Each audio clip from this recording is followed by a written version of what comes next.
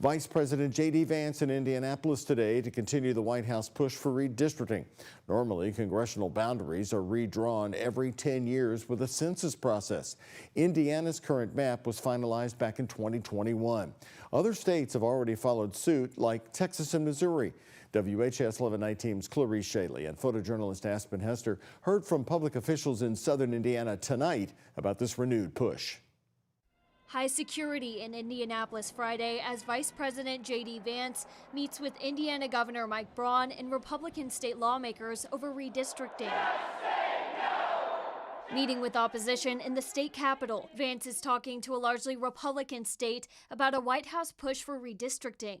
This is expected to favor the GOP in the 2026 election. Number one, we're in the middle of a federal government shutdown, and the vice president is spending his time in Indianapolis trying to get Hoosier lawmakers to do things that Hoosiers don't want them to do. In southern Indiana, Democratic State Representative Wendy Dant-Chesser is closely watching the reports on redistricting conversations, as she says it was a closed-door meeting.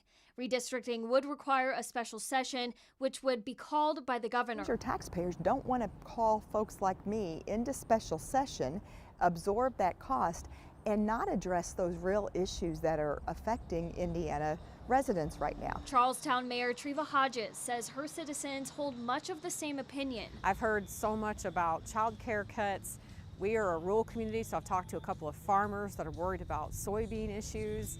And the general consensus around here is whatever doesn't cost us more money, that's what they're in favor of. So. Republican State Representative Ed Clear calls me while traveling from Washington, D.C. So I've compared it to the Cold War concept of mutually assured destruction, MAD for short, and this is MAD. Clear has served on the legislature for 17 years and has been through 2 redistricting cycles. It's gamesmanship.